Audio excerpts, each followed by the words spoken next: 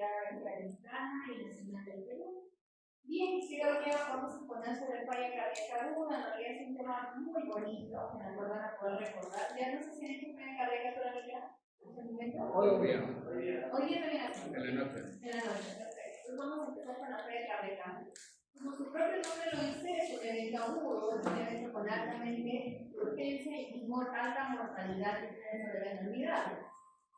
La reflexión de la experiencia que nosotros tenemos en falla cardíaca, nosotros en la universidad tenemos una unidad de falla cardíaca, donde manejamos pacientes crónicos, agudizados, que muchas veces dedicamos a un consultorio externo y lo manejamos por emergencia. ¿Cuál es lo importante de la falla cardíaca? Ustedes saben que es un síndrome clínico caracterizado por signos y síntomas, de los cuales vamos a hablar. Como ustedes pueden ver la imagen, es un paciente generalmente que tiene un paciente que tiene una función que se va el cuerpo hacia adelante, por principalmente la confusión, la función cerebral se podría tener, la confusión transistémica por los épicos, elementos inferiores, bastante diaforesis, la forma de presentación de la línea, como la conocen ortopia, la luisa, endomia también, la parte popular del cuerpo al ponerse en cuclillas, y el paciente es importante por ende detectar. Importancia ustedes deben saber de esta charla, pues en qué consiste la falla cardíaca, la sintomatología, qué medicamentos manejamos según la guía europea y americana, y qué tratamientos debemos utilizar en este paciente. Bien, como ustedes saben, el corazón es un órgano súper importante que trabaja 24/7 y su falla de este órgano puede generar una serie de complicaciones sistémicas con alteraciones muchas veces neurológicas que generan alta mortalidad. Es importante evaluar que este síndrome o falla cardíaca va a ser considerado una de las patologías más frecuentes, en realidad a nivel hospitalario y en la parte de emergencia también. Se caracteriza, como les comenté, por disnea, la dificultad de respirar que tiene el paciente durante las actividades físicas, la ortopnea, que se va a hacer la dificultad de aire durante el minuto dorsal, la sensación de miembros superiores que puede presentar, la parte sintomática como el incremento de la presión de las venas tubulares, manifestándose como intoxicación, reflujo tubular, edema en miembros inferiores, y todo esto se va a deber muchas veces a una donde no existe una alteración o un antecedente estructural del corazón, o muchas veces existe y es una descompensación de la propia falla cardíaca crónica que puede presentar el caso. Asociado a esto, se puede alterar la presión arterial, puede asociarse a signos de hipotensión, manifestándose como un choque mecánico altamente mortal y se manifiesta con alteraciones estructurales de la glándulas locales. ¿Cuáles son las principales causas? Muchas en realidad, pero va a depender mucho de la localización de la estructura que se esté manifestando para que pueda manifestarse esa falla cardíaca. Una de las principales causas, ¿saben cuál es la falla cardíaca aguda?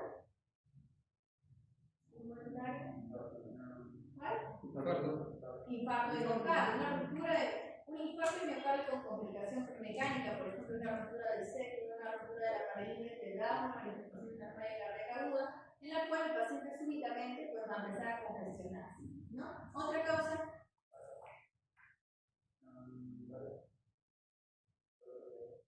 ¿Qué? Bueno, el paro cardíaco en realidad no es cualquier cosa.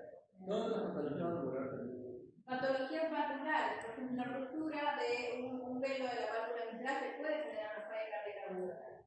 Importante, pues la clasificación crónica ya la van a ver el día de hoy en la noche, van a ser 3 tipos, para mencionarles.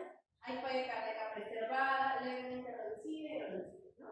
Preservada cuando es más del 50%, levemente reducida cuando es entre 40 y 50%, y reducida cuando es menos del 40%. Entonces es importante porque ustedes van a poder aprender cómo es el manejo de estos pacientes crónicos. Nuestra función el día de hoy es aprender del agudo, que es altamente mortal, ¿no? Hay una alta incidencia de esta enfermedad, casi 960 millones de pacientes se gasta en, por ejemplo, en en el Reino Unido nada más, por la presentación de falla cardíaca aguda, y a nivel del norte mundial solamente se da un costo de 108 mil millones de dólares anualmente por falla cardíaca. Entonces es una patología que realmente hay que ponerle importancia y hay que aprenderla muy bien. Esta prevalencia es alrededor del 2% y se va a incrementar 10 veces más, casi el 10% de pacientes mayores de 70 años. Entonces es importante porque ustedes saben que nuestra población actualmente es más feronte que hace 10 o 20 años.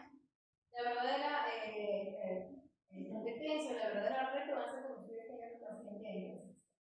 Falla cardíaca aguda, de inicio rápido, de rápida instalación, generalmente son algunas miocardiopatías que podrían descompensarse, o eventos agudos como lo mencionaron en el infarto del miocardio.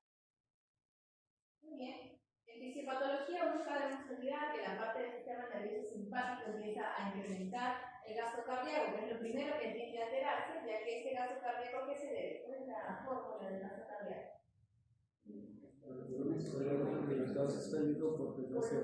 Perfecto, volumen sistólico por frecuencia cardíaca. Entonces, este gasto cardíaco se va a alterar, obviamente, va a incrementarse a expensas de la frecuencia cardíaca. Por ejemplo, los pacientes en un primer inicio van a tener taquicardia, pero con el objetivo de mantener el volumen stroke o el gasto cardíaco, ¿no? Pero van a ver que hay varios momentos que el sistema compensatorio energético no va a ser suficiente y muchas veces la presión va a caer a expensas del gasto cardíaco, por ende el paciente tiene shock cardíaco, ¿no? Entonces eso es importante que no lo olviden, porque cuando ustedes tienen un paciente que ingresa con ustedes en la agencia, muchas veces no vienen con shock cardíaco, muchas veces vienen con pre-shock, ¿no? ¿Han leído algo de lo que es el pre-shock? ¿Qué sería un pre-shock? Un shock cardíaco es súper sencillo, ¿no? Hipotensión, signos de hipoperfusión, ¿no? Pero como ustedes tienen signos de hipoperfusión, pues ya obviamente significa que la presión arterial está baja. Pero un signo de pre-shock significa que ya empieza a haber un poco de taquicardia, unas presiones medias limítrofes, pero todavía el sistema neurológico todavía se mantiene, la plata no se altera. Dentro de los estadiajes del shock cardíaco, que es otro capítulo que van a ver, es la fase B, o el estadio B del shock cardíaco. Es súper importante, porque ustedes, si le van a la emergencia, pueden identificar qué pacientes tienen pre-shock y pueden disminuir la mortalidad de un paciente con shock cardíaco bien importante. Causas, hemos hablado de muchas de ellas, que ustedes ya conocen. La principal es el infarto del miocardio o una miocarditis también, una inflamación del miocardio, porque puede ser por un evento viral, ¿no? O algo como por ejemplo el COVID genera mucha miocarditis, muchos de nuestros pacientes tienen shock cardíaco agudo. Causas un poco más crónicas que se descompensan, los valvulares como comentaron, enfermedades congénitas o el propio endocarditis, que también tiene una forma de presentación como shock cardíaco, que es una emergencia, que entra y se reparado de manera clínica. Muy bien, ¿conocen la clasificación de Stevenson? Nada, ningún voluntario, no más cuando tiene idea de lo que es la clasificación. Muy bien, entonces aquí vamos a aprender qué es la clasificación de Stevenson. Stevenson va a ser una clasificación que fue creada con el objetivo de certificar el tipo de falla cardíaca aguda que presenta el paciente. Para esto necesitan dos conocimientos importantes: la congestión pulmonar, la van a valorar si el paciente tiene congestión o no tiene congestión pulmonar, y la presión arterial, cómo se encuentra, si está normal o está hipotensa. Entonces, en base a estas dos variables vamos a jugar con cuatro posibilidades. Un paciente normal es un paciente que tiene presión arterial normal, es decir, es caliente, ¿no? Pero está seco, es decir, no hay congestión pulmonar. Es un paciente normal, un Stevenson A. Un Stevenson B va a ser un paciente que está con una presión arterial normal, por eso es caliente, pero tiene congestión pulmonar. Es la famosa congestión pulmonar que ustedes ya la deben conocer un poco, ¿verdad? Se manifiesta con crépitos bilaterales, crépitos húmedos, claro está, en ambos campos pulmonares. Entonces, es un típico falla cardíaca descompensada o aguda con congestión pulmonar. El estadio C se va a caracterizar por un paciente que ya tiene signos de hipoperfusión, es decir, está chocado con congestión pulmonar, también altamente frecuente, es el Stevenson C. Es muchas veces que viene por emergencia, que intentamos por control de externo y lo derivamos a emergencia. Y el último estadio, que es el que tiene mayor mortalidad, es el estadio L, es el paciente con shock cardíaco y aparte está con signos de vacunación, es decir, está seco y chocado. ¿Listo? Pues cuatro de estas presentaciones que ustedes deben identificar cuando tienen un paciente cuando sospechan de falla cardíaca aguda. Cuando hacen el diagnóstico van a poner falla cardíaca aguda y tienen que poner su apellido. Stevenson, ¿cuál? Stevenson A, obviamente no casi nunca tienen Stevenson A, son los normales. Si es Stevenson B, si tiene congestión pulmonar y presión arterial normal. Stevenson C, si está congestionado y chocado. Y Stevenson L, cuando está chocado pero no está congestionado. ¿Listo? Si ustedes ven la tablita de al lado, van a ver todos los que son los signos de congestión pulmonar, ¿no? Ortopnea, que ya la conocen. La infiltración yugular o el reflujo yugular incrementado. Tercer ruido, que es el ritmo galope, presente taquicardia asociado a falla cardíaca. Edema en miembros inferiores. Siempre estos edemas van a ser bilaterales y van a ser de edemas duros. La presencia de citis y también muchas de ellas, por esta compresión hepática que se genera. Recordemos que cuando incrementa el sistema venoso, empieza también a incrementarse todo lo que es el compromiso hepático. No podemos sorprenderse que existe congestión hepática en el contexto de una falla cardíaca aguda. Crépitos bilaterales, que van a ser hasta ahí sin frecuentes, pero dependiendo del tiempo de evolución, mientras más dejamos pasar la falla cardíaca aguda, pues van a aparecer con mayor frecuencia. Entonces, ¿cuánto es el índice o el gasto cardíaco normal que uno debe tener? ¿Cuánto? 5 aproximadamente. Lo mayor de 5 es normal. ¿Y cuándo es hasta? ¿De 5 a cuándo? De 5 a 7. ¿No? Porque un gasto cardíaco mayor a 7 es un gasto hiperdinámico, ¿no? Otras causas pueden dar un gasto cardíaco hiperdinámico, falla cardíaca hiperdinámica por hipertiroidismo, por ejemplo, la presencia de fístulas, de arteriovenosis también son causas. Obviamente, en un contexto de paciente con falla cardíaca aguda con presentación de shock cardiogénico o en estadio de congestión e hipotensión, el gasto cardíaco va a ser mayormente comprometido, el gasto cardíaco menor a 2 Entonces, tenemos que nosotros valorarlo mediante estudios hemodinámicos que pueden ser invasivos como no invasivos. ¿Conocen algunos estudios que hacemos para evaluar el gasto cardíaco? El ecocardiograma es un estudio no invasivo que te ayuda a valorar tanto el valor del gasto cardíaco como la presión de la línea común. Entonces es importante que ustedes no lo olviden, porque si bien es cierto, apenas llega el paciente, no lo voy a hacer la eco inmediata, porque primero debo compensar el estrés que viene, es parte de la evaluación de manera inmediata, por así decirlo, realizar un ecocardiograma para valorar el gasto. Nos estamos pasando en la parte clínica, es importante que vean. ¿Qué más? Entonces, ¿cuáles son los signos de shock? Que ya obviamente ustedes ya lo conocen. ¿Cuáles son los signos de shock? ¿Cuál? Lleno de transmisión capilar lento. ¿No? Mayor a 2 segundos. ¿Qué más? Obviamente, inconsciencia, muy bien. Menor a 90-60. ¿Cuánto? Cianosis. Bueno, la cianosis en realidad es la presencia de hipoxemia ya mucho más severa, que no se asocia mucho a esto, ¿no? O sea, la cianosis tendría que existir una cardiopatía congénita cianótica, no puede ser una falla cardíaca crónica descompensada, para hablar de esta parte del principio de shock. No lo están, ¿no? ¿Qué más? Diaforesis. La diaforesis sería como un signo más que todo de descompensación congestiva, en realidad como parte de la arritmia, ¿no? ¿Qué más? Alteración del nivel de conciencia. Muy bien, vamos a encontrar un paciente jubilado, un paciente muchas veces somnoliento. ¿Qué más? Pulso alternante. ¿Pulso? Alternante. Pulso alternante, un pulso bajo, muchas veces muy encontrado en realidad. ¿Qué más? Taquicardia en un estadio pre-shock. Muy bien. ¿Qué más? Y lactato. No se olviden del lactato. El ADA va a ser su mejor amigo en la emergencia. El ADA le va a permitir a ustedes ver si realmente estoy en un estadio de hipoperfusión, porque el paciente puede venir confuso, con presiones 90-60, y ustedes sacan el ADA y van a darse cuenta que el lactato debe ser más veloz, ¿no? ¿Qué más? Estados de oligoanuria también. ¿Cuánto es el flujo urinario para hablar de oliguria? Menos de 320. No, menos no. Menos de 30 cc por hora hablo de oliguria. O sea, un paciente normalmente le orina más de 30 cc. Si se orina menos de eso, con lactato más de 2, con alteración de nivel del paciente, con hipotensión, estamos en una serie. No es muy difícil diagnosticarlo, pero hay que estar mosca para diagnosticarlo, porque se les puede pasar. Por supuesto, tipo de shock, no lo van a dejar sentado, ¿no? Tienen que ponerlo en camilla, tienen que ponerle vía periférica, tienen que invadirlo. En cardiología, la mayoría de pacientes son invadidos. Entonces, el objetivo de recuperación es muy bien. No los invadimos porque hay una alta mortalidad, y es importante que ustedes tengan. Muy bien. ¿Qué síntomas tenemos? Bueno, lo que ya hemos hablado, que es en realidad el gráfico, que es muy ilustrativo, ¿verdad? ¿Y qué exámenes tenemos? Realmente tenemos un montón, pero no vamos a centrar los principales. La ecocardiografía es un estudio en realidad invasivo que nos permite a nosotros como un apoyo. Actualmente, la tecnología nos permite tener ecofaz, ¿no? Un ecógrafo al costado de la cama que nos permite dar una visión y determinar si la causa importante es salud.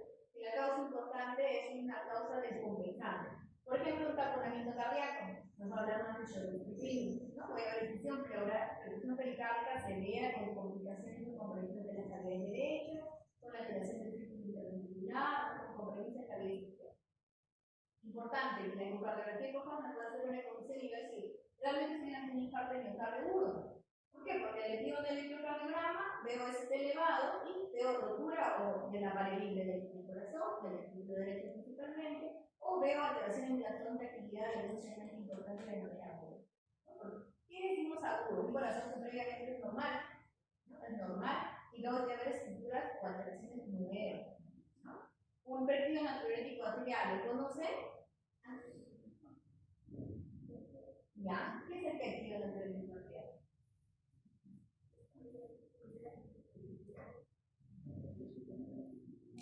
Es una hormona, ¿no? Ya, que se libera cuando el corazón empieza a crecer un poco. A nivel mental. Pero es el periodo atrial, natriurético atrial, más que ventricular atrial. Muy bien, esa hormona es importantísima. Su presencia actualmente es algo como una creatinina para nosotros, una hemoglobina, porque nos permite definir si tiene una falla cardíaca aguda, descompensada o una falla cardíaca crónica dependiendo del nivel. Ya lo vamos a ver en ese algoritmo. Nunca olvidarse que en el electrocardiograma, cuando están haciendo una sospecha de una falla cardíaca aguda, que es algo súper importante, nos permite ver si hay pericarditis aguda, infarto del miocardio, permite ver si hay alguna estructura crónica que podamos interpretar en un electroconocimiento auricular, ventricular. ¿Ya han hecho el electrocardiograma, verdad? ¿Todo bien? Pero normal. Ya, al menos saben identificar el encaje normal. Y eso es lo importante. Ustedes, como se van la formación todavía en proceso. En las primeras partes deben identificar siempre lo normal. La parte patológica lo voy a ir aprendiendo. Puede un electro normal, una placa normal, hasta un eco normal de todo. La placa de Torres. Obviamente en la placa de Torres voy a tener un corazón de un tamaño normal, los campos pulmonares no consistentes. En un caso de falla aguda, pues obviamente no voy a tener esto. Nosotros nos basamos mucho en la guía europea, la publicada en el año 2021, había algunas formulaciones del año 23 para ver solamente detalles. Está en internet, pueden verla, revisarla siempre, donde nos informan los algoritmos. Los algoritmos, como todo el día, nos van a ayudar a estratificar el paciente.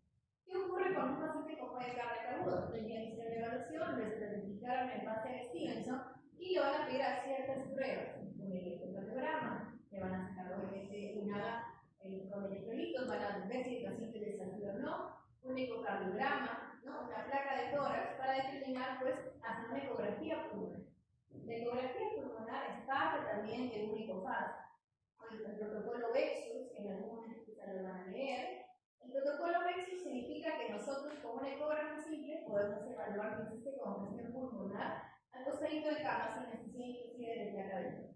Viendo líneas líneas verticales en el pulmón, más de 3 líneas por campo, nos significa que tiene un paciente con congestión pulmonar. Entonces, y eso complementa un poco más que todas las presentaciones y créditos que a veces se da por experiencia, por confundir entre créditos y números. Es importante. Pueden leer, el protocolo eso es un estudio muy importante, parte del protocolo central. ¿Cuál es lo que me importa a mí? La utilidad del periodo natriurético atrial en el contexto de falla cardíaca aguda, como lo comentó su compañera, va a ser presente o positivo un paciente diagnosticado con falla cardíaca aguda si el BNP es más de 100, la porción terminal del ProBNP va a ser más de 300, o la porción intermedia del ProBNP más de 120. ¿Qué es lo que tenemos en la realidad? El NT-proBNP más de 300. El NT-proBNP más de 300 picogramos por mililitro es positivo para falla cardíaca aguda. Cuando usted tiene el paciente, si bien es cierto, no es parte ahorita por los temas logísticos, ustedes lo piden, pero idealmente unos de mayor nivel económico, eso rápidamente sale y sale mayor de 300 haciendo el diagnóstico de una falla cardíaca. Importante, las funciones mentales que ustedes están dando a sus pacientes van a darse cuenta que van a estar muchas veces en un medio hipoxémico, porque lo van a encontrar desaturado muchas veces, ¿no? Si recuerdan en la clasificación de Stevenson, dos de ellos, el B y el C, están con congestión pulmonar. Por ende, pues no es una congestión superficial, es una congestión que muchas veces compromete más de la 2/3 parte de los pulmones. Por ende, el paciente va a estar hipoxémico con presión de oxígeno menor a 90 y muchas veces hipercánico también. Entonces, porque requiere entonces es importante que el paciente tenga como suplemento el oxígeno. Puede pueden usar oxígenos tipo candelaria nasal, pueden usar oxígenos como ventilación no invasiva, presión positiva, o ya en última instancia una intubación pues, para mantener en lo que es la vía respiratoria cardiaca. ¿No? Diuréticos van a ser sus grandes amigos aquí. A diferencia de la falla cardíaca crónica que van a evaluar en la noche, donde hay un gran grupo de medicamentos, la falla cardíaca aguda no tenemos tantas armas para manejarlas con alta mortalidad, porque estamos ante una emergencia en realidad, ¿no? Los diuréticos endovenosos que tenemos actualmente, la furosemida. ¿Saben cómo viene su presentación? 40 miligramos. ¿La presentación de qué? De tableta. Okay. Y 20 endovenosos. ¿Está bien? Súper sencillo. 20 endovenosos, 40 en tableta. ¿Por qué es importante? Porque ya vamos a ver los algoritmos que cuando ustedes tienen un paciente con falla cardíaca tienen que colocar bolos de diuréticos con el objetivo de ver respuesta o resistencia a los diuréticos. Si tienen un contexto de una falla cardíaca aguda, pues coloco los bolos y pues, probablemente tenga respuesta de ellos. Pero si tienen un contexto de falla cardíaca crónica reagudizada, muchos de ellos ya usan diuréticos previamente, como lo van a tener en la noche. Tabletas, 2 tabletas cada 12, 4 tabletas cada 12, y en ellos hay que hacer siempre un tip que les voy a dar para poder realmente darle bolos para ver si son efectivos. ¿Qué más tenemos en el manejo? Vasodilatador, nitroglicerina de cabeza. Saben que es un vasodilatador venoso muy útil en el contexto de que el paciente realmente tenga hipertensión asociada. ¿Qué más? Inotrópicos en el contexto del paciente que se fue choque cardiogénico, tenemos la glutamina, tenemos para el manejo de eso. Muy bien, ¿cuáles son los cuadros de presentación de la falla cardíaca aguda? Que es lo que a ustedes les importa en realidad. Tenemos 4 variedades. La falla cardíaca descompensada, que es la típica crónica reagudizada, es utilizada de manera gradual, a diferencia del edema agudo del pulmón, realmente es la falla cardíaca aguda, la presentación de falla ventricular derecha y la presentación de shock eléctrico que ya hemos estado.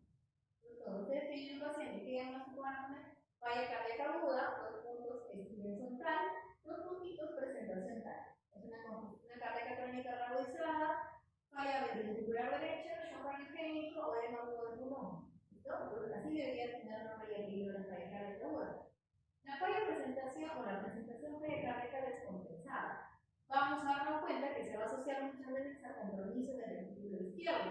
Muchas veces voy a tener en función de esa con Febris reducida, es decir, antecedentes de falla cardíaca con función de menos del 40%, ¿no? ¿Qué más? Se va a asociar obviamente pacientes como causa principal, tienden a acumular líquidos porque se congestionan, porque toman más líquidos de lo que deberían tomar, es decir, más de 2 litros de agua al día, porque no toman los medicamentos y obviamente al no tomar sus diuréticos se congestionan y aumenta la presión intravascular. Obviamente se manifiesta esto como un incremento de la presión de la arteria pulmonar o elevamientos superiores, congestión pulmonar congénita bilateral. ¿No? Si hay compromiso hemodinámico en este tipo de pacientes, puede encontrar inclusive hasta hipotensión. Es parte de la falla cardíaca y ustedes están viendo que dice acá, comienzo gradual, o sea, esto es en días.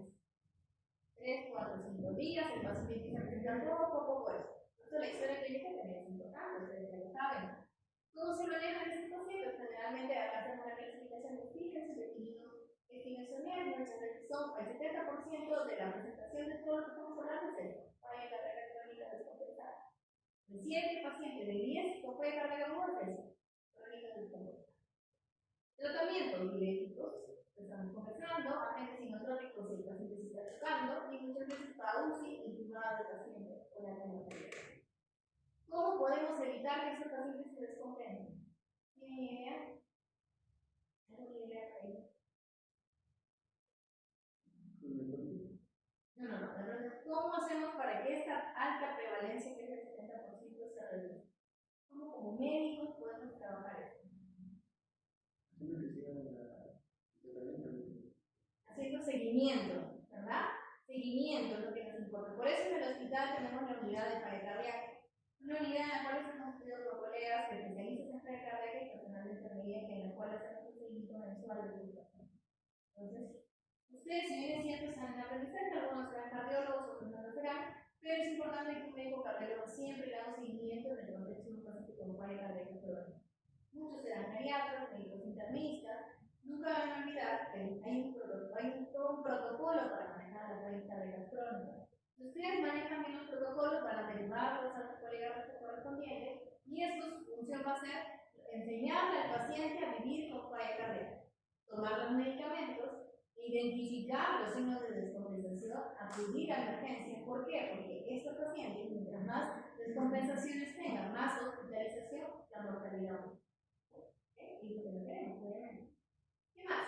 Tenemos presentaciones de mago de pulmón, falla ventricular derecha y shock arterial.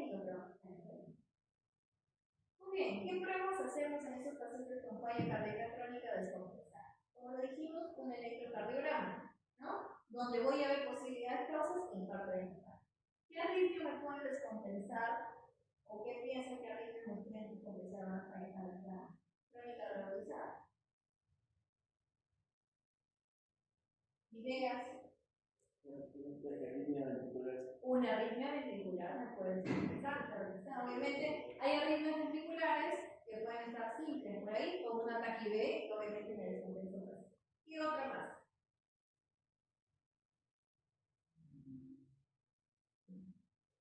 Díganlo más, empezamos para que aprendan. ¿Qué más pueden pensar que podría descompensar una falla cardíaca? Una arritmia sinusal, ¿no? No. La taquicardia sinusal no, es una arritmia, realmente no es una cardiorritmia, ¿no? Es un efecto fisiológico, ¿no? Es lo que dice tu compañero, una taquibé, ¿no? Y de la aurícula, ¿qué pueden pensar? Fibrilación auricular, no puede olvidarlo, muy bien, doctor. Fibrilación auricular. Más frecuente que la taquibé, pero también es importante la voz, ¿no? ¿Por qué es importante la voz? Porque recordamos es una arritmia rítmica más frecuente en el adulto mayor. ¿Quién es el grupo poblacional de esta enfermedad? La mayoría son los mayores. Ya están entendiendo eso. Acuérdense que la fibrilación aparece muy frecuente en más de 70 años. El 50% tiene fibrilación. Y ahora van a ir viendo por los externos, internos, muchas fibrilaciones van a encontrar. Entonces, una descompensación de la fibrilación me hace que se descompense la falla cardíaca. Muy bien. ¿Qué más? Vamos a evaluar en base a el diagnóstico de la arritmia o el síndrome coronario, pues obviamente como la causa de la falla cardíaca, y obviamente se hace la indicación correspondiente. Si estoy viendo un contexto de una falla cardíaca aguda por un síndrome coronario agudo, ¿qué hago?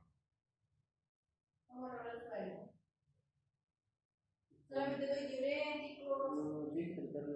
Claro, obviamente, tengo que resolver la causa principal. En el contexto del infarto, tengo que entrar a cateterismo, hemodinamia y abrir la arteria comprometida. Eso es una indicación, ¿no? Falla cardíaca aguda o shock cardiogénico, una indicación de manera inmediata tengo que resolver el tema.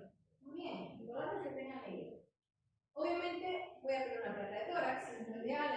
Voy a iniciar con congestión pulmonar o puedo iniciar también alguna neumonía que puede descompensar ese tipo de pacientes, recordemos que es mañoso, ¿no? Y obviamente nos va a dar el diagnóstico de descompensar. Si ustedes se dan cuenta, en la falla cardíaca crónica, nuestro objetivo de manera de inmediata es definir qué es lo que le está descompensando para resolverlo y acortar el tiempo de hospitalización. Y obviamente hago una ecografía pulmonar, que es lo que les decía. Voy con mi ecógrafo lineal, que hago un barridito en los campos pulmonares, voy a encontrar líneas B, que significa congestión, más de 3 líneas de congestión. Ya rápidamente pues empiezo con mi vuelo de diurético, ¿no? No voy a esperar. Si puedo tener la placa, genial. Si no, rápidamente con el ecógrafo voy a iniciar con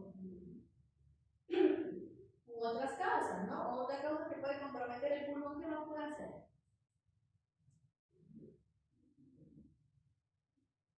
Un neumotórax, un derrame pleural severo, son otras causas que podrían descompensar el pulmón. No son tan principales, pero también pueden descompensarlo.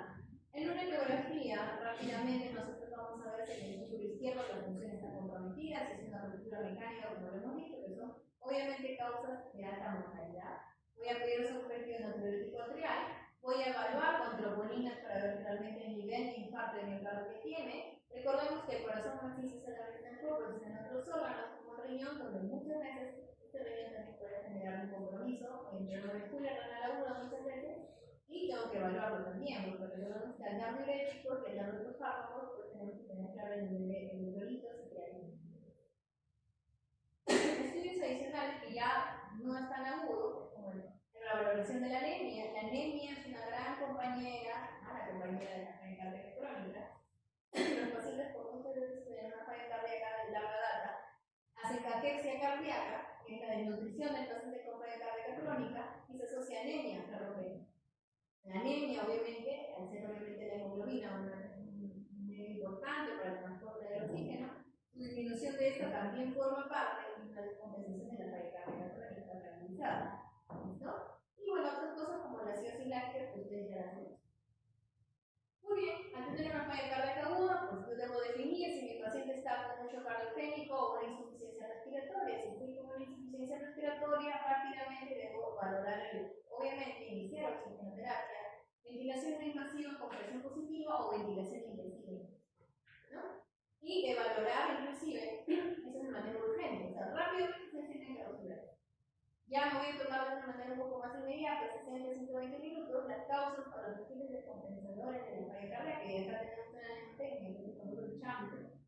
¿Qué es CHAMPE? Síndrome pulmonar agudo, emergencia hipertensiva, arritmias cardíacas, causas mecánicas, embolia pulmonar, infección o taponamiento cardíaco, donde obviamente también tengo que manejarlo de manera inmediata, ¿no? Entonces no se olvide porque eso me va a servir como un texto cuando tengo un paciente con falla cardíaca aguda.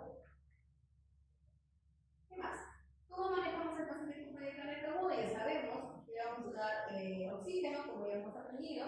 Tenemos que darle diuréticos para descongestionarlo, pero eso depende mucho de la presión del paciente. Está con signo de hipoperfusión, pues obviamente vamos a resolver el llevar artérico en un instante, ¿no? Más que la congestión, ¿no? Pero si no lo está, pues empezamos con diuréticos de asa. El diurético principal es la furosemida, empezamos con bolos. Si el paciente idealmente fue agudo y nunca recibió nada, voy a iniciar 2 ampollas de furosemida de manera inmediata, siempre y cuando su presión sea normotensión, para evaluar las primeras 2 horas la respuesta a este medicamento. Si el paciente tiene ya usuario de diuréticos vía oral, voy a utilizar 4 veces la dosis, probablemente, que son 2 a 3 bolos, este medicamento en base a lo que tenga. Por ejemplo, si el paciente recibía 40 miligramos, voy a duplicar la dosis en emergencia a 80 miligramos de ampollas, que equivale a 4 ampollas, para ver si hay una respuesta a los diuréticos. ¿Listo? La pregunta es, ¿hasta cuántos diuréticos podría recibir un paciente? Porque yo voy a duplicar y de ahí a las 2 horas esperar respuesta. De nuevo, voy a duplicar y voy a esperar 2 horas de respuesta. ¿Cuántas opciones de bolos tengo para ayudar? ¿Cuántos? No. Tengo hasta 3 opciones para dar bolo. Si no hay bolo, o sea, si no hay respuesta al bolo, infusión de diuréticos. ¿Ya? ¿Cuánto es lo máximo de miligramos que puede recibir un paciente por falla cardíaca aguda de diuréticos al día? Ya sé, no importa ya. 500. ¿Cuánto? 500. Un poco cerca. Está dentro de la respuesta, pero hay un rango más o menos.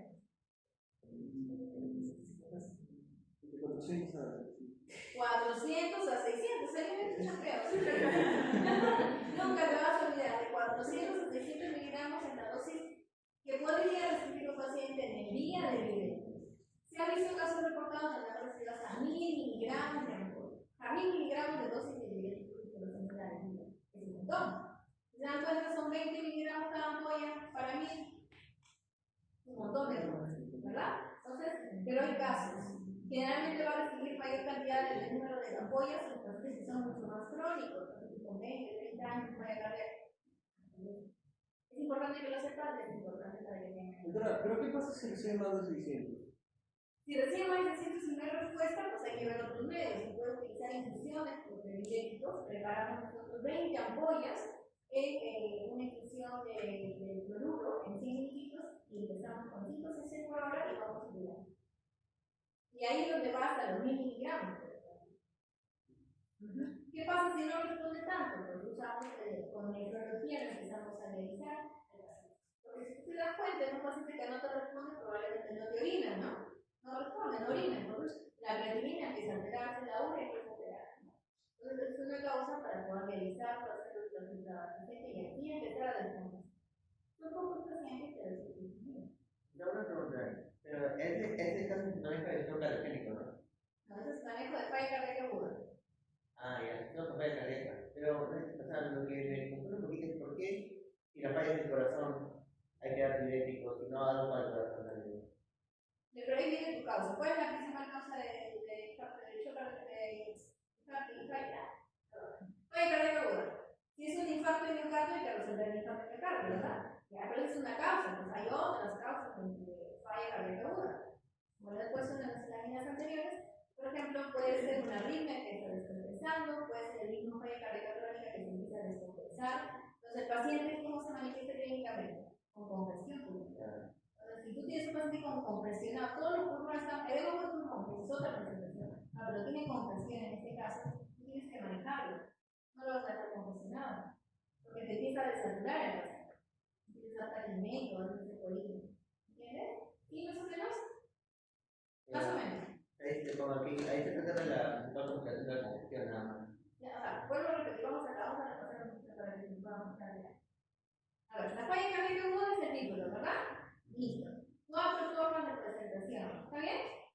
Ya. Primero es la falla cardíaca crónica descompensada. ¿Está bien? Es lo que estamos hablando. Es el crónico que se descompensó porque tomó mucho líquido, porque no tomó las pastillas. Se clasifica con congestión pulmonar, elementos superiores, todo eso, ¿verdad? Quedamos diuréticos principales. Este paciente tiene todo el derecho de chocarse. Bueno, claro que sí. Porque no es exento de que tenga falla cardíaca descompensada y no se choque. Puede chocarse. Ahí, ojo, utiliza mi protocolo de shock. ¿Está bien? ¿Sí, no? Ok. Otra presentación pura es el edema agudo de pulmón. Es un paciente agudo, o sea, que no tiene antecedentes, pero ya lo vamos a ver, que se congestiona. ¿Está bien? En un corazón estructuralmente priorizando. ¿Está bien? Ya. Otro paciente es el que hace infarto probablemente del ventrículo derecho y se manifiesta como una insuficiencia ventricular derecha. ¿Está bien? Y otro paciente es el netamente puro shock cardíaco que muchas veces puede ser seco o puede ser también húmedo. Es agudo. ¿Sí? ¿Ahora sí me quedó claro? Y cada uno tendría un manejo diferente. Claro. Cada uno es diferente, pero se pueden combinar también. Claro, se pueden combinar. Yo tengo un crónico reducido y se choca. Porque no está aquí no significa que no se puede chocar, se produce el protocolo de salud. Es posible que esté con congestión, crónico que viene, puede venir con congestión y en la agencia no lo detectaron y llegó a ser el agudo del pulmón. Hago el protocolo de nuevo. ¿Te das cuenta? O sea, cardiología es algo dinámico. O sea, eso es lo que necesito que ustedes entiendan, es algo dinámico. Lo que es falla derecha es algo muy empleado, realmente no. Los fallas derechas sí se pueden hacer shock cardíaco, pero del ventrículo derecho no. Y obviamente el shock cardíaco puede estar presente en cualquiera de los escenarios de lesión. ¿Está bien? Bien, continúo. ¿Otra pregunta tienen ahí, chicos? No. Así estamos claros, ¿verdad? Bien, entonces cuando usamos los diuréticos vamos a ver si existe mejoría o no de la congestión. El paciente mejoró la ventilación, empezó a mejorar los niveles de oxigenación en la precelada o si no, también descompensado. Entonces, de ahí vamos a tener ciertas formas para valorar si existe o no la hipertensión asociada a ese tipo de diuréticos. Siempre dentro de diuréticos, pero siempre valorando la parte hemodinámica. Nunca deben dar diuréticos de golpe y no monitorizar al paciente la presión arterial, que muchas veces se encuentra en casa. Muy bien. Otra forma de presentación, edema agudo del pulmón. Muy conocido por ustedes. ¿Han visto edemas agudos del pulmón?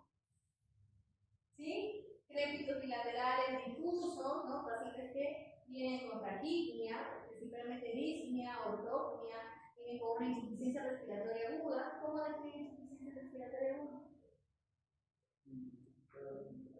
Presión arterial de oxígeno menor a 60. Ya, ¿qué más? Gradiente y alrededor de la gradiente. Ya, bueno, ¿sí? Es un paciente con insuficiencia respiratoria aguda. En cardiología hay una pequeña variación, porque es la insuficiencia respiratoria aguda a nivel de neumología. En cardiología lo definimos como una presión arterial de oxígeno menor a 90. Ya, pacientes que saturan menor al 90%. Pacientes que están hipercápnicos, así lo definimos. Es importante que lo digas. Pacientes que se manifiestan con taquipnia, polinia, respiración de 25 por minuto y con bastante trabajo respiratorio. ¿Recuerdan el muñequito que les puse al inicio? Un muñequito que se le ve agitado, no le ve una falla cardíaca aguda como nosotros hablamos, felices de la vida, ¿no? Van a ver angustiados porque realmente les falta el oxígeno, ¿no? ¿Qué más? ¿Cómo manejan la falla cardíaca? Bueno, la presentación de edema agudo del pulmón, oxígeno, claro está. Puedo dar como elemento de oxígeno suplementario y lo que sí realmente tiene mayor impacto y es muy útil es la ventilación no invasiva con presión positiva. Sentamos al paciente en la camilla, le ponemos unas camillitas especialmente cerradas, un sistema cerrado, conectado a un ventilador, el paciente consciente, donde va a colocar el ventilador, el osito de manera a presión positiva, o sea, fuerte, ¿no? Fuerte ciertas presiones donde nuestro principal objetivo es abrir el alveolo, ¿no? Porque tiene un valor médico. Para incrementar la presión a nivel alveolar. Es el objetivo de la ventilación invasiva con presión positiva. Y claro está, los pacientes que ya no toleren eso, pues van a tener asistencia ventilatoria. Se les intuba. ¿Por qué es importante que les digo que sepan que es la ventilación invasiva con presión positiva? Porque nos permite tener el beneficio de ambos modos, ¿no? Le estoy colocando un sistema de oxigenación a presión alta, pero sin alterar o sin deprimir el sistema neurológico.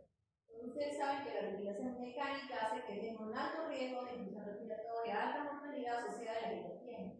Entonces, esa es la forma en la cual descongestionamos, damos el oxígeno al paciente. Cuando la cánula, obviamente, el Venturi no es suficiente, ¿no?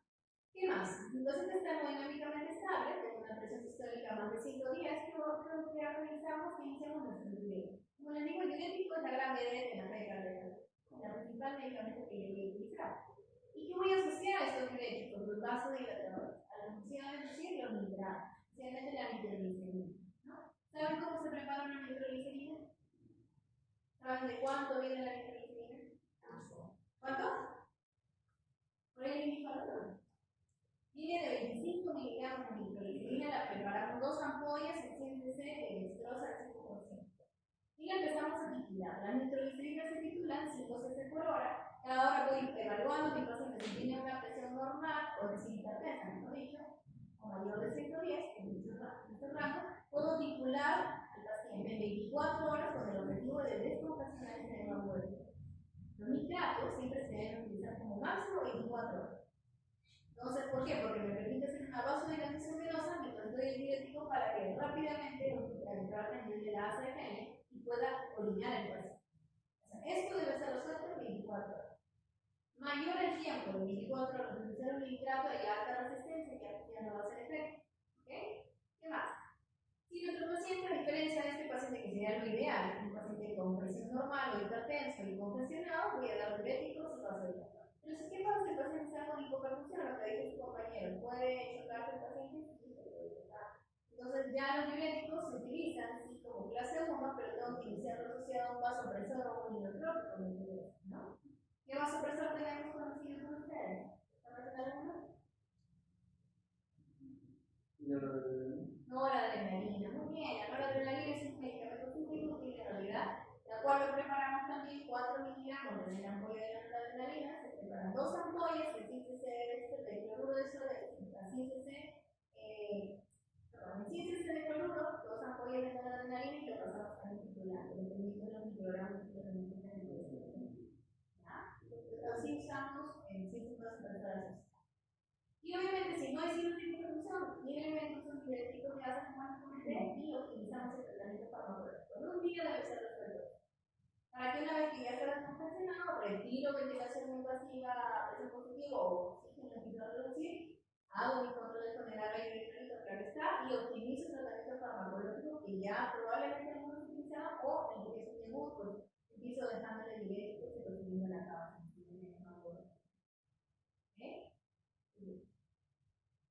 Otra presentación, la insuficiencia ventricular derecha.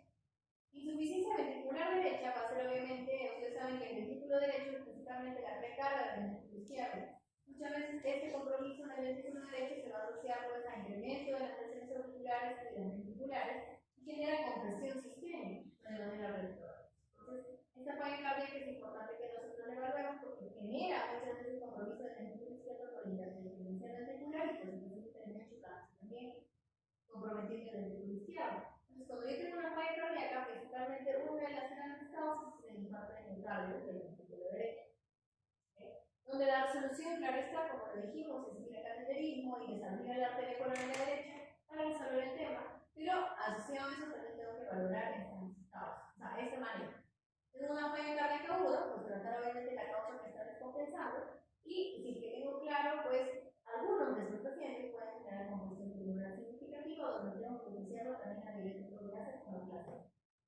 Si a pesar de ello el paciente sigue con asociado a eso sigue con hipoperfusión, es un shock, el ventrículo derecho, pues tengo que usar la vasopresores o endotrópicos también. Un muy buen endotrópico que también utilizamos es la logotamina o levosimendan. Acá existe la monobutamina, en el segundo que es levosimendan, y el objetivo es mejorar el endotrópico cerebral. ¿Okay? Y si eso no es suficiente, existen otros dispositivos mucho más sofisticados que para hacer dispositivos mecánicos para poder cubrir la función del ventrículo derecho. Nuestro objetivo realmente es averiguar la causa de la disfunción derecha. ¿Cómo se manifiesta? Ustedes ya lo saben, como elementos superiores, hipotización, refuerzo individual. Muy bien, shock cardiogénico. Ya eso es algo muy frecuente en el contexto de los pacientes con falla cardíaca en general, con alta mortalidad. Generalmente nos vamos a dar cuenta que va a alterarse principalmente la parte hemodinámica, como ya hemos estado hablando, el gasto cardíaco cae, el índice cardíaco cae, ¿no? Y en este tipo de pacientes, pues muchas veces va a ser progresivo, cuando es una falla cardíaca avanzada, o muchas veces agudo, como lo hemos mencionado, de manera crónica o una miocarditis. Esta falla cardíaca, principalmente cuando es el síndrome coronario agudo, ya hemos hablado de un ICP, que es una abertura de la arteria coronaria comprendida en la urgencia, o emergencia.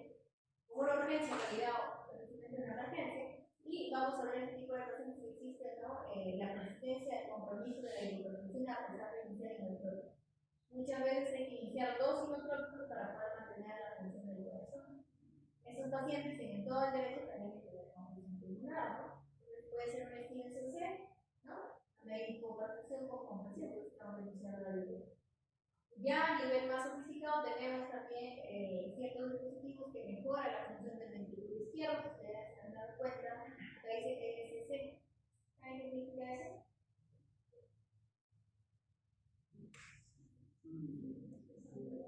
Sistema de circulación mecánica, ¿no? Los famosos ECMO, que son unos dispositivos que conectamos al corazón para que le pueda dar este gasto cardíaco, para potenciar ese gasto cardíaco en el caso. Muchas veces estos pacientes, como está ahí, tienen que ir a terapia de reemplazo renal por complicación de la suspensión cardíaca, también hay una falla renal en todo la necesidad. Muy bien. Obviamente, al asociado al shock cardiogénico usamos ciertos medicamentos como el hidroxicloroquina, usamos la dobutamina, usamos el levosimendan, y la dobutamina, la dosis de difusión van a ser de 2 a 20 microgramos por segundo, porque tiene sanción beta, ¿no? Beta-adrenérgico positivo. La dopamina como un vasopresor, vamos a usarlo en dosis principalmente más de 5 microgramos por kilo como vasopresor y también como inotrópico positivo, ¿no? Algunos fármacos que también hay, que es el levosimendan, que también tienen un efecto muy similar a la dobutamina con menor efecto de sustrato, como los vasopresores de 5 microgramos por kilo, y algunos vasopresores como la noradrenalina y la norepinefrina de 0.2 a 1 microgramo por kilo. Porque les pongo esta tablita, no se van a memorizar esto, ya está, pero significa que cuando ustedes manejan un shock cardiogénico, al ser algo dinámico, ustedes tienen que calcular la dosis que están dando. Por ejemplo, yo inicio 5 cc de noradrenalina. Eso lo sabe la enfermera, ¿no? Usted inicia 5 cc. Y tú como médico debes saber cuántos microgramos por kilo minuto le estás dando. ¿Por qué? Porque si el paciente ya pasó, por ejemplo, en el caso de la norepinefrina, 1 microgramo por kilo, ya luego a la dosis tope no voy a esperar un mayor efecto beneficioso para el paciente porque ya llegó a dosis máxima. ¿Qué hago? Le asocio otro vasopresor. ¿Entienden? ¿Sí me entienden el objetivo de esto, verdad? Entonces, no se lo tienen que memorizar, pero cuando ustedes hayan interdicto, reciben algún cardiólogo, etcétera, o unidad de UCI, pues eso sí va a ser su mejor amigo. ¿Ya? ¿Qué más? ¿Cómo manejamos esos pacientes con falla cardíaca? Ya estamos ya por terminar. Tenemos una fase prehospitalaria, hospitalaria y antehospitalaria. La fase prehospitalaria, es decir, el manejo inmediato de los pacientes que tenemos que hacer es determinar la causa de la falla cardíaca. Como ustedes se han dado cuenta en todo el momento que hemos hablado, mediante los exámenes auxiliares tratamos de buscar la causa para detener una respuesta rápida de nosotros y también del paciente. Aliviar los síntomas. El principal síntoma, si se dan cuenta en toda su historia, es la aritmia, ¿verdad? ¿Qué más? Mejorar la compresión, mantener una perfusión adecuada de los órganos, también limitar el daño de órganos tanto neurológico como renal de sus pacientes, inclusive hepático, y prevalecer o prevenir siempre alguna tromboembolia, ¿no? Principalmente como lo dijera, una de las principales causas de la es la fibrilación auricular altamente trombogénica, altamente riesgo de que el paciente tenga una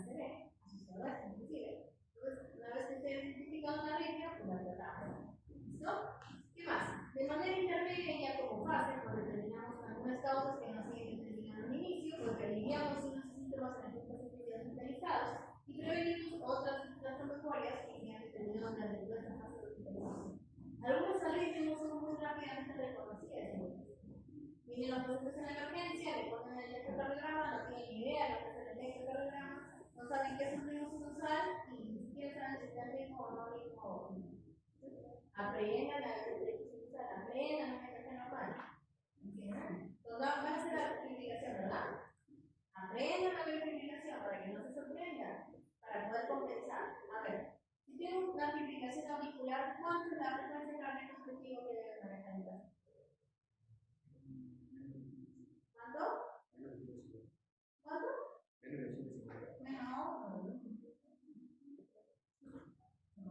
La pregunta es ¿cuál es la frecuencia cardíaca objetivo que debe manejar una fibrilación?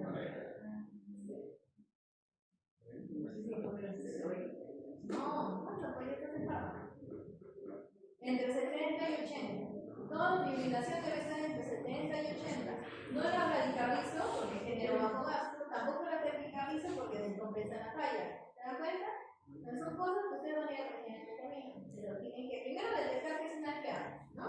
Ya van a saber cuánto es el rango que yo debo mantener en esa fibrilación para que no descompense mi paciente, porque muchos crónicos van a tener FA. Y no, la FA, si tú la mantienes controlada, pues no va a ser un factor de descompensación. ¿Ok? Y otro punto importante es el antes de la alta y de la hospitalización. Mi paciente, cuando ya está listo, por ejemplo, si yo le dejo el pulmón 2 días, ya le kilómetros el primer día, entonces, como tiene 2 o 3 días, está preparado para el alta.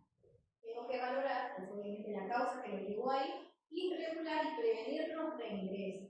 Importante que tengan esto en cuenta. Nosotros en cardiología no nos gusta la reingreso. ¿Por qué? Porque cada ingreso hospitalario es una mortalidad.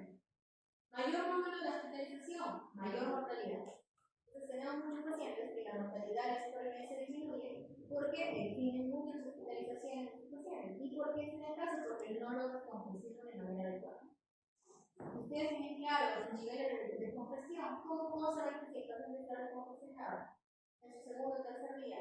Rápidamente le hago una ecografía fácil de los pulmones y veo esa línea que originalmente vi. ¿Se acuerdan? Esa línea B. Voy a ver que ya no está. ¿No? ¿Por qué? Porque lo primero que mejora en un paciente en la fase de descomposición son los síntomas. Ya no tiene disnea, duele del decúbito, ¿qué más? Va a mejorar lo que es todos los signos, ya no está con edema, ya no está con crédito, ¿qué más? Y ProBNP. Mi gran amigo, por ahí con la autorita, ProBNP, voy a pedirlo durante las siguientes semanas, en la primera semana o 2 semanas como máximo, y debo ver una caída de ProBNP para yo realmente ver el impacto de mi efecto de descompresión. ¿Sí entienden? ¿Sí? ¿Por qué? Porque si yo a mi paciente no le hago seguimiento y le dejé sin diuréticos, o le dejé que vaya a casa y que nunca más vuelva, tiene alta probabilidad de que vuelva con nosotros por otra casa. Que lo descompresión. Que va a ser hidratado, no va a tomar medicamentos. Muy bien. ¿Qué más? El tratamiento de los pacientes con sospecha de falla cardíaca, como ya hemos dicho, el hipergénico, particular nada más, farmacológico, ventilatorio, sistemas mecánicos compensatorios, como riesgos principalmente. Siempre identificamos la causa, ya hemos hablado del algoritmo del Chompe, que tiene que ser una de las causas principales de la enfermedad. Ahí en esa lista está una de las causas del paciente alterado o la presentación de falla cardíaca, ¿no? La fase inmediata, solo tengo 120 minutos para ver esto, ¿se dan cuenta? Todo es rápido. ¿Qué más? Cuando tengo mi falla cardíaca, pues voy a recibir mi tratamiento, ya hemos dicho que se dan de 1 a 2 veces, se duplica la dosis diaria de diuréticos miogracios que lo tomamos, por ejemplo. Tomamos 60 miligramos, yo puedo darle hasta 120 miligramos como un bolo para poder iniciar mi diurético y ver si responde o no a los diuréticos. ¿Qué es lo que hago para ver si realmente está haciendo un respondedor de diuréticos? Mi diurético debe estar entre 100 a 150 cc por hora. Para decir que está respondiendo, porque si me dice 30, si me da 40 tampoco, más de 100 por hora de diurético. ¿Ok? Idealmente se debería dosar el sodio, cuando estamos hablando de diurético, en orina, que debe ser alrededor de 50-60 mil equivalentes en las principales 2 a 6 horas, en las que he iniciado los primeros bolos, para ver si realmente responde los diuréticos. Hay muchos pacientes que, a pesar que yo le doy las 2 veces de la dosis del diurético oral, no responden, y son denominados la resistencia al antibiótico. Este término se ve más que todo en la falla cardíaca crónica reagudizada, que usan por larga data de diuréticos y obviamente asociarlo a otro diurético, como por ejemplo la hidroclorotiazida, como para que tenga un mayor efecto. ¿Bien? Muy bien, ¿qué pasa si me responde el paciente a 150? Pues repito los bolos cada 12 horas y me evalúo si realmente mantiene esos niveles. Si no, duplico la dosis endovenosa y voy a alcanzar hasta un máximo, porque voy a remover de 400 miligramos de diuréticos por día o en algunos casos enviados a 1000 miligramos.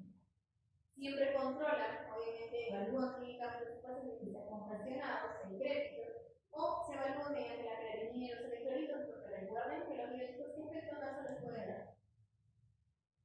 Y por gota. Y por gota.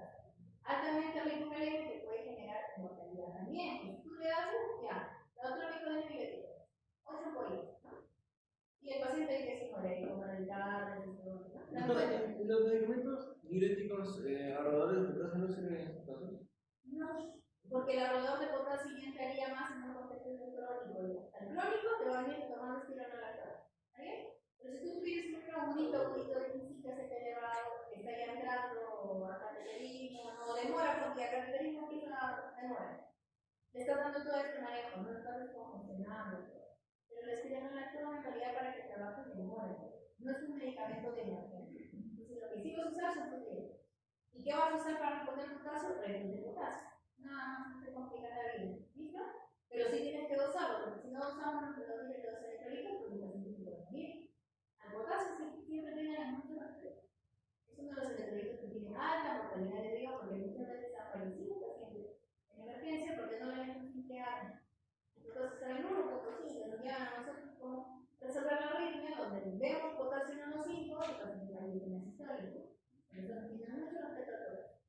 Bien, como les digo, si hay resistencia al tratamiento, puedo asociar diurético de ácido, es decir, furosemida más hidroclorotiazida en el caso de un resistente a los diuréticos, es decir, el paciente que no se cumple. Y ahí recién esperar que cumpla. Metas, obviamente nuestro objetivo es mejorar los síntomas, disminuir la hospitalización y disminuir la mortalidad de la gravedad, ¿no?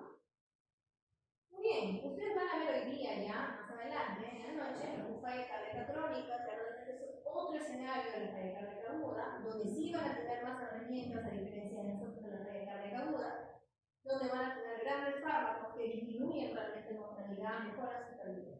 Preguntas hasta acá, chicos, por terminar. Usted había comentado algo que me hizo pensar que ProBNP es un indicador de congestión también. Claro, es un diagnóstico, o sea, es una hormona que te permite hacer el diagnóstico de falla cardíaca. Dependiendo del nivel, te dice si está agudo crónico. ¿Y una falla cardíaca, por ejemplo, de un paciente seco, el PNP va a estar elevado o no? El PNP, es una muy buena pregunta, depende, porque el ProBNP es una hormona que se eleva en congestión sistémica. ¿Entienden? Pero si no está congestionado y está seco, pues no va a ser elevado. Pero sí, falla cardíaca. Pero recordemos que no solo existe congestión sistémica, ¿qué más existe? Congestión venosa. ¿Está bien? La congestión venosa se puede valorar con una hormona diferente, que es el CA125. Por ejemplo, si tú tienes un paciente que tiene por edema en líquidos inferiores, nada más en un crónico, incluso sospechando de falla cardíaca, el ProBNP tiene todo el derecho de salir normal. Pero tú le vas a hacer CA125 y es posible. Solo el ProBNP te dice congestión sistémica. Son otros conceptos, pero significa congestión sistémica. Es decir, crépitos, disnea, ortopnea, nosotros no usamos el tema anterior, ¿no? Es decir, lo que te dice es crépitos pulmonares. Congestión sistémica. Congestión venosa te lo dice de CA125. Ahora, dentro del algoritmo, como lo hemos visto, un criterio es el ProBNP para la falla cardíaca, ¿verdad? Pero podría ser también normal, ¿no? Podría ser normal, no te lo descartaré. ¿Pregunta? ¿Es el mismo sea el marcador tumoral? ¿El marcador tumoral? Sí. Principalmente la congestión venosa en patologías derechas. Patologías derechas, solamente derechas, por ejemplo, insuficiencia digestiva, por ejemplo, algunas congénitas que solamente comprometen el ventrículo derecho, patologías cardiogénicas, patologías que suman derechos de la propia falla cardíaca derecha, que genera el incremento de necesidad intervención por un problema normal. Como por ejemplo la insuficiencia del ventrículo derecho que hemos visto, tiene toda la derecha de un problema. Pero, por ejemplo, todo paciente que viene con falla cardíaca tiene necesidad de 125. No todos. Pero sí, ProBNP. pero sí probablemente. ¿Por qué? Porque es más frecuente la disfunción del ventrículo izquierdo que la del ventrículo derecho. Pregunta, chicos, duda. ¿Tienen claro los escenarios de la carrera aguda? ¿Sí? Más o menos. Yo tengo problemas para entender el edema de pulmón agudo sin falla cardíaca. Eso sí es. O sea, O sea, ¿por qué están separados de otros escenarios? O sea, como si solo fuera el edema no realmente. claro, porque a veces llegan solamente pacientes con presentación de emergencia hipertensiva, por ejemplo. Una emergencia hipertensiva, como te digo, puede ser que tenga como una CD, una retinopatía aguda, ¿no? O un edema agudo del pulmón. Tiene presión 180, 200 con compresión pulmonar. Es una presentación de falla cardíaca aguda. Pero no el problema del corazón. O sea, no es que no sea el problema, o sea, no hay un antecedente de eso, ¿no? Te das cuenta cuando hablamos de agudo, tienes un corazón, entre comillas, estructuralmente normal, pero su manifestación tiene que ser la compresión pulmonar, ¿no? O sea, no es que sea un sano. O sea, un sano, ¿qué puede ser? Por ejemplo, un paciente que tuvo una endocarditis, pasó una bacteria se implantó en una valvulita y hizo choque al mente. Y antes del shock hizo edema todo el pulmón. Entonces, vas a encontrar un corazón sano con por ejemplo, una válvula perforada, pero con todo el corazón estructuralmente de tamaño normal, con presentación aguda del pulmón. Puede ser. Idealmente, la persona tiene que tener en cuenta la mayoría de presentaciones, las tres que están aquí, y las cuatro presentaciones, son agudas. Se pueden sobreponer algunas, se pueden sobreponer. Todas estas de aquí, este es el crónico que se reduce, ¿ok? El crónico que se reduce.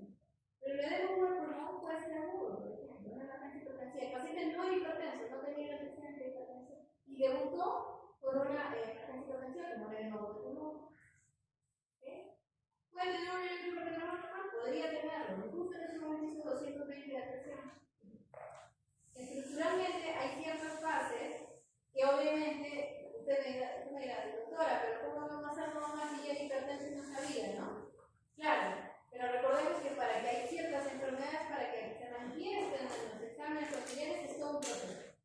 Van a encontrar varios hipertensos con medicación normal, pero que en la ecografía, que suele ser un poco más fina, van a encontrar con hipertensión ventricular. Bien, no es que nada, lo van a encontrar, ciertos procesos. Otros las fallas del ventrículo derecho, el choque periférico, que es el centro de la pared, así hasta el bien, o también puede estar solamente seco, nada más. Como la que se define son es chocado, pero seco, con bajo gasto, ¿no? ¿Qué más? Entonces, en estos 4 casos, al cuerpo no le da chance de tener ningún mecanismo de compensación. Si ustedes dan cuenta, los primeros segundos o los primeros minutos van a compensarlo con una taquicardia. O sea, no es que el paciente, por ejemplo, se infartó y no es que hace ningún. O sea, el organismo sí o sí es un método compensatorio, pero esos métodos no van a ser suficientes para poder, no como el crónico que se compensa, o sea, lo mantiene más días, ¿no? Gradual, ese no. Eso no es que se va a descompensar. Por ejemplo, viene en la emergencia un paciente que te dice, doctor, hace 2 horas yo presenté un dolor de pecho y súbitamente tuve diaporético y me desmayé. Entonces, un electrocardiograma es un ST elevado de todo lo que es la cara inferior del corazón. Está chocado el paciente, o sea, pasó minutos. O sea, cuando le decimos que no hay tiempo para que el sistema compensatorio lo mantenga con una presión normal, es porque los minutos son solamente hacer taquicardia y no es suficiente para que el paciente pueda estar días con la enfermedad de crecimiento. El paciente aquí que tiene minutos, no minutos, pero tiene horas. ¿Sí? En cambio, el gradual, de todos ellos, se te da cuenta solamente el primero podría venir desde algunos días, porque es crónico ya, porque el corazón dilató, porque el corazón se hipertrofió y los mecanismos compensatorios ya están activados. En eso, el sistema compensatorio es el sistema adrenérgico, principalmente es el único que se va a activar con la taquicardia. Y el único que tenemos con vasoconstricción periférica es nada más. ¿Por qué? Porque este paciente, lamentablemente la causa es aguda.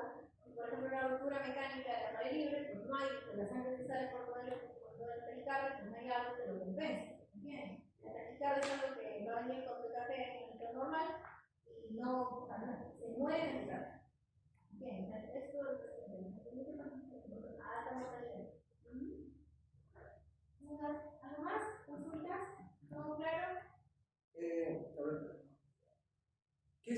síntomas me brindan a que el paciente está en un estado de shock compensado. Un shock compensado. O sea que en cualquier momento de aquí va a empezar a estar en shock. Ya, el shock cardiogénico es otro mundo, ¿no? Pero para que ustedes tengan claro lo siguiente, el shock cardiogénico ya saben cómo se define, ¿no? Hipotensión, signos de hipotensión, ¿no? ¿Qué son los signos de hipotensión? Alteración del nivel de conciencia, la carga de 2 o el 1. ¿Está bien? Ya, ahí está declaradísimo que es un shock cardiogénico. ¿Está bien? Pero ¿qué pasa? Pues tú me dices, doctora, pero ¿cómo sé para evitar que el paciente le haga shock, ¿no? Ahí viene el estadio B. El shock cardiogénico tiene 5 estadios. El estadio A es todo paciente que tiene el riesgo de shock cardiogénico, pero con un corazón con presión adecuada, ¿no? El estadio B es el paciente que tiene obviamente una alteración cardiológica, hipertensión, valvular, etc., pero que está con presión normal, ¿okay? Pero que tiene signos más compensatorios, taquicardia, taquipnea, o sea, son síntomas que están en el sistema enérgico se trabaja. Y es ahí donde yo debo estar, por eso, evaluar frecuencia cardíaca, para yo poder definir que estoy en un estado de pre-shock del paciente. Pero para yo saber eso, pues tengo que hablar con mi paciente. O sea, no cualquiera te va a aceptar el pre-shock, ¿no? A ciertos pacientes, ¿no? Con ciertos síntomas.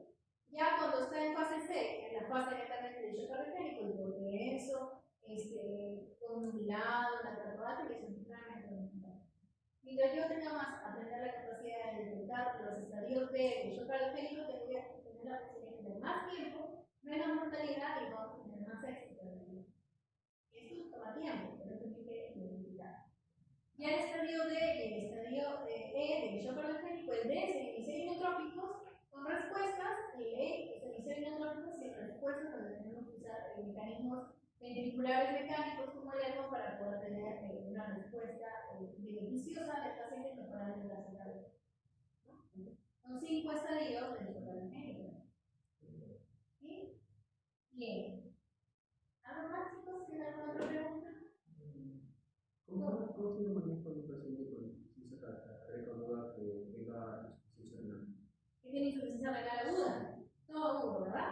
Bien. Tenemos el famoso, no olvidar el síndrome cardiorrenal. El síndrome cardiorrenal es un síndrome diagnosticado. Son 5 tipos de síndrome cardiorrenal, donde uno de ellos va a ser el cardiorrenal agudo, que genera, perdón, la falla cardíaca aguda, que genera falla renal aguda. ¿No? Definido esto, claramente está el incremento de la creatinina, probablemente el incremento de los ácidos, y el paciente muchas veces tiene que dar diálisis. ¿No? Si tú le das los diuréticos, idealmente vas a esperar, como hemos dicho, respuesta de estos diuréticos, no de CNCC. Pero ¿qué pasa si no te orina? Le das los diuréticos, lo decides como resistente al tratamiento. Diurético de asa más diurético de chile, le das también. Por ejemplo, le das 80 miligramos de glucosamina y le siguen dando 12.5 de glucosamina.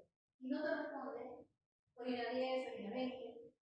Ya no se obviamente la nefrología porque hay que realizar la diálisis va a manejar las dos maneras. Descompresión del paciente y también va a liberar todas las asociadas en el sistema. ¿Pueden persistir? Pues sí, ¿no? ¿Preguntas algo más?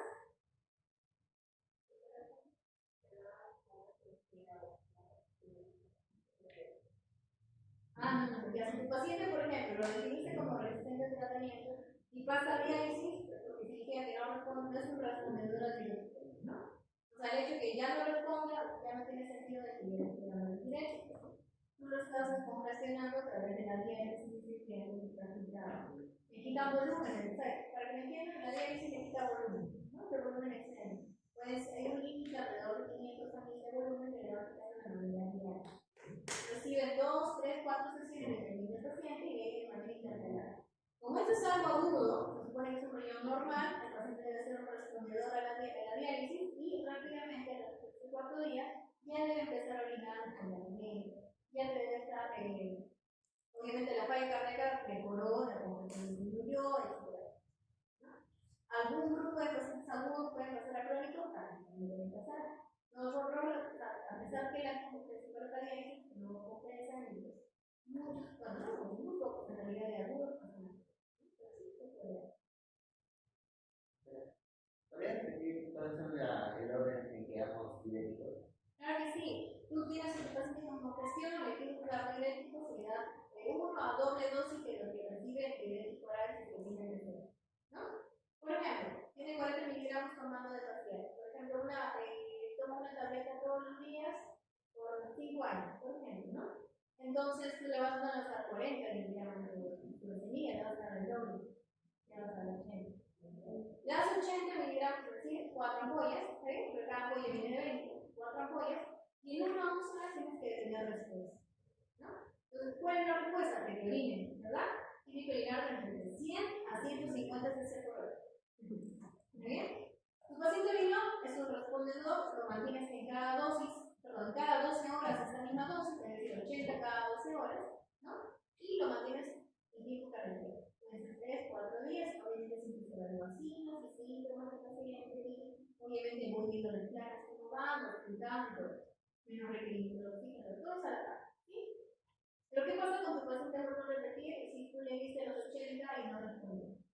Espera 2 horas más, duplicando la dosis. ¿Bien? Pasan 2 horas, idealmente terminó los 100, 150 o son binarios más de 150 mil equivalentes y por eso un respondedor mantengo esa dosis, puedo dejarlo cada 12, puedo dejarlo cada 8 en realidad, dependiendo la evaluación. O sea, tú tienes una cantidad y lo vas a ir manejando en el día. ¿Bien? Por ejemplo, si tengo que hacer 60 miligramos al día, lo podría dejar, por ejemplo, 40, 5, o sea, 5 bollitas dividirlo cada 8 horas o dividirlo en 4 horas es mejor. Los 12 que reciba la cantidad de miligramos al día. ¿Bien? Pero ¿qué pasó si tú le dices los 180 miligramos al día y tampoco lo respondió? Es el último grupo de pacientes. Son resistentes al tratamiento. De gas, todavía estamos aquí, ¿no? Que han pasado sobre 2 horas, 2 horas. Les doy el antibiótico diazida, a las 12 le digo que sí. Pero 2 horas más, y tampoco me orinan los 100 o 150 cc. En lo que llamo de tratamiento superior. Vamos a hacer todo el día y empezamos a orinar. ¿Está bien? Es proseguía, intentando duplicar la dosis. Claro, exacto. O sea, empieza el paciente. Paciente cero. ¿Listo? Duplico dosis si estuviera previa. Si no tiene dosis previa, ponemos un bolo de expresión. Una política. ¿Bien? Hacia por usuario, ¿no? Sin usuario, duplico la dosis. ¿Okay? Espero 2 horas. En esas 2 horas tienen que llegar más de 100 a 150 pruebas. ¿Está bien? Si responde, es un respondedor. No hay más que hacer. Esta dosis lo divido y en 24 horas lo tengo que dar. Puedo darlo cada 12, como dije, puedo darlo cada 8, como dije. La cosa es que te responde. ¿Qué pasa si no te responde? 2 horas más. Duplico la dosis que no me responde. Porque si no me responde en 40, le duplico 80. ¿Está bien? Si no me responde en 160, 320. ¿Entiendes? Entonces dijimos dosis total 465 miligramos. ¿Bien? Si te responde esa duplicación, perfecto, mantienes esa dosis al día y al día. Pero si no te responde, ya viene la tercera fase, que es resistencia al tratamiento. Las dosis son directas. ¿Está bien? Si te responde, genial. Si te responde, vale. No, un trato con toda mi cabeza, ¿no? No hay más que hacer, no hay más que hacer. No voy a usar la persona porque no me va a trabajar con el amigo. Solo trabajo con directorias, altamente potente, y a lo mucho le puedo hacer la tesina que sea como un. ¿Está bien? ¿Sí? Perfecto. Muy bien, chicos, ¿no tienen más preguntas? ¿Trabajamos sobre todo juntos? ¿Sí? ¿Mejor? Bien. Leen mucho huella cardíaca, las declaraciones, las pueden compartir si tienen dudas.